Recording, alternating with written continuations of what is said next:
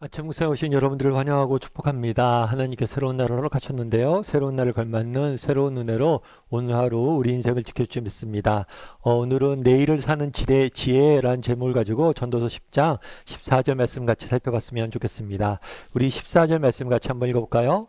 우매한 자는 말을 많이 하거니와 사람은 장래 일을 알지 못하나니 나중에 일어날 일을 누가 그에게 알리리요. 예, 우매한 자는 말을 많이 한다. 어리석은 사람은 말을 많이 한다고 그랬어요. 그렇다면 왜 어리석은 사람이 말을 많이 할까요? 자신의 어리석음을 모르기 때문이죠. 지난번에도 제가 한번 이야기를 나눴지만 세상에서 제일 무서운 사람이 어떤 사람이에요? 책 한 권 읽은 사람이에요. 책 한 권 읽고 내가 이 분야에 다 알았다. 그렇게 생각하니까 뭐예요? 말을 계속 많이 하는 거예요. 그러다 보면 점점 저 사람이 아는 게 책 한 권밖에 없구나. 책 한 권 읽었구나. 정말 모르는 걸 깨닫게 되는 거죠. 그래서 어리석은 사람의 특징이 뭐냐면 자기의 어리석음을 모른다는 거예요. 그래서 말을 많이 한다는 거죠. 그래서 특별히 지난번에 나눈 것처럼 뭘 해야 돼요? 우리가 늘 겸손해야 돼요. 정말 나는 정말 부족하고 나는 모든 걸 알 수 없다는 그런 늘 겸손한 자세를 취해야 돼요. 특별히 우리가 겸손한 자세를 취할 영역이 있어요. 그건 뭐예요? 장래일이에요. 장래일. 내일 어떤 일이 날지 우리는 알 수 없는 존재임을 늘 기억해야 돼요. 그래서 내일 일에 대해서 우리가 함부로 이야기하면 안 되는 거예요. 저도 이제 한참 코로나가 우리 유행했었잖아요. 지금은 그래도 좀 많이 접어들었죠. 근데 저도 이제 처음에 코로나 발생한 다음에 굉장히 이제 조심했어요. 백신도 맞고. 되도록이면 저도 또 뭐 만나는 분들이 많으니까 조심하려고. 그런데 다행히 계속 안 걸리다가 작년 여름에 걸렸더라고요. 참 걸리는데 걸리니까 꼼짝 달싹도 못하겠더라고요. 하루 종일 집에 누워 있어야 되고 누구 만나지도 못하고 예배도 못 드리고. 그래서 제가 개척한 다음에 한 번도 주일을 비우지 않았었는데 그때 처음으로 주일을 비웠던 것 같아요. 그러면서 여러 가지 생각이 들었어요. 누웠을 때. 누워 있으면서. 어떤 생각이 들었냐면 야, 저게 맞다. 정말 내일 우리가 어떤 일이 날지 진짜 모르는구나 이 생각이 든 거예요. 코로나를 딱 하니까 일주일 동안 꼼짝도 달싹도 못하고 모든 계획 세웠던 게 다 취소가 되잖아요. 단순히 코로나도 작은 코로나 작은 병은 아니죠. 코로나 하나만도 이러는데 우리가 언제든지 큰 병이 걸릴 수 있잖아요. 정말 우리가 10년 뒤 20년 뒤 계획 세워놨는데 정말 우리가 알 수 있습니까? 어떤 목사님께서 암에 걸리셨어요.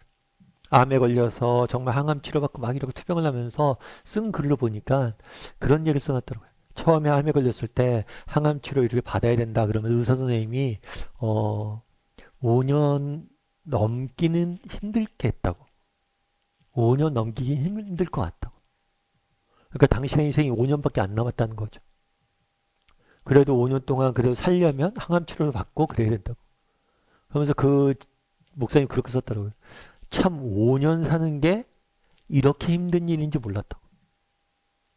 내 남은 생이 5년밖에 없었고 5년밖에 살기 위해서 노력했다는 거.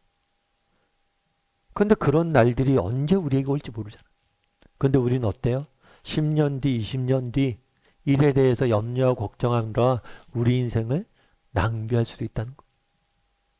그래서 우리가 정말 내일을 사는 지혜, 오늘 제가 제목을 내일을 사는 지혜라고 잡았는데 우리가 제일 먼저 가져야 될 자세는 뭐예요? 내일에 대해서 겸손이에요, 겸손. 그래서 우리 너무 내일 일에 매여 있으면 안 돼요. 너무 먼 미래 일들로 인해서 염려하고 걱정하고 정말 그것들로 인해서 오늘을 낭비해서는 안 돼. 일단 자세해야 돼. 내일에 대한 우리 내일을 사는 자세는 뭐예요? 겸손이. 장래일을 우리가 알 수 없다. 이 사실을 먼저 인정해야 돼. 그럼 또 어떻게 해야 될까요? 그 다음에 우리가 해야 될 일은 뭐예요? 그건 뭐냐면 맡기는 거예요. 우리가 알 수 없잖아요. 장래일을 알 수 없잖아요. 그럼 어떻게 해요? 두려움과 불안과 무지 속에 있을 수 있습니까? 아니죠. 우리는 내일 일은 무엇이 일어날지 알지 못해요. 하지만 분명히 우리가 아는 게 있잖아요.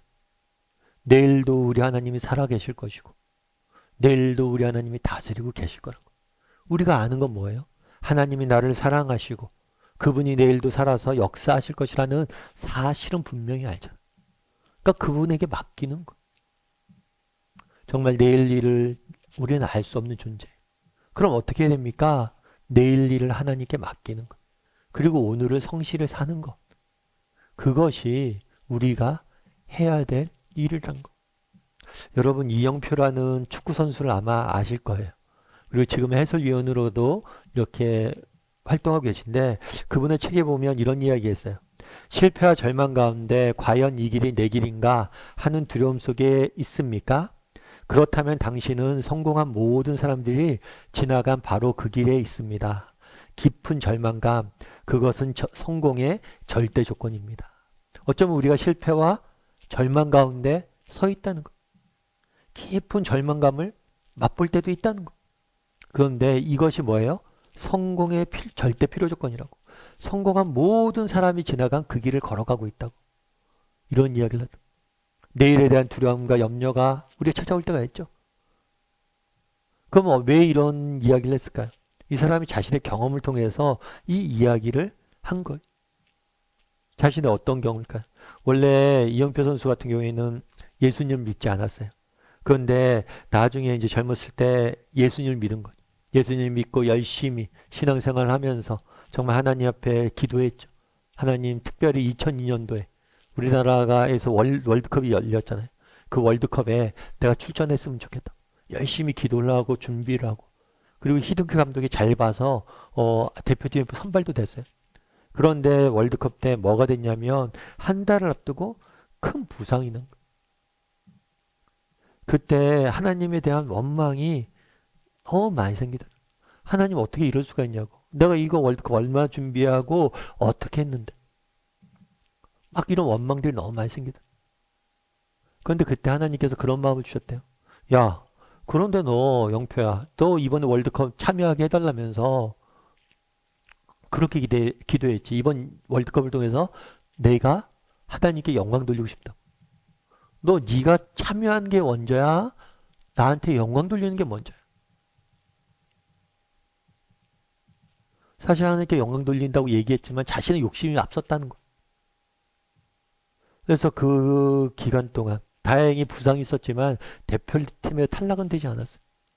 근데 하나님께서 그 부상을 정말 회복해도 하시고 그런 다음에 두 번째 경기인 포르투갈 전에 투입이 돼서 결정적인 골을 어시스트하면서 승리에 큰 기여를 하게 된 거예요. 주목받기 시작했던 거예요. 그러면서 얘기하는 거죠. 그때 정말 부상에 다녔을 때 하나님 너무나 원망을 했었다. 절망에 완전히 빠졌었다. 하지만 하나님의 계획은 또 다른 데 있었다는 거. 정말 하나님께서 나를 분명히 축복 주시길 원하셨는데 그 전에 나를 그릇을 만들기 위해서 그랬다. 정말 우리가 알 수 없지 않아요? 정말 내가 월드컵을 준비하고 있었고 대표팀에 뽑혔는데 부상을 당했어요. 참여하지 못하게 됐어요. 하지만 또 하나님의 큰 계획 속에서 뭘 준비하고 있었던 거예요?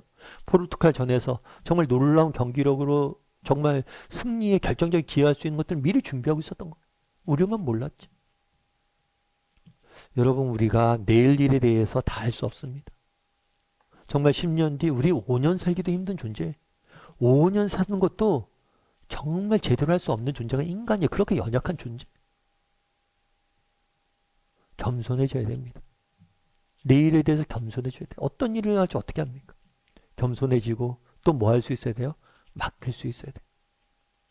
정말 우리가 알지 못하는 미래를 우리가 알고 있는 하나님에게 맡길 수 있어야 돼요. 우리를 사랑하신 하나님, 우리를 위해서 지금도 일하시는 하나님, 그분이 누군지 알잖아요. 정말 내일에 대해서 하나님께 맡길 줄 아는 겸손히 하나님께 맡길 줄 아는 저나 여러분이 되기를 주님의 이름으로 소원합니다.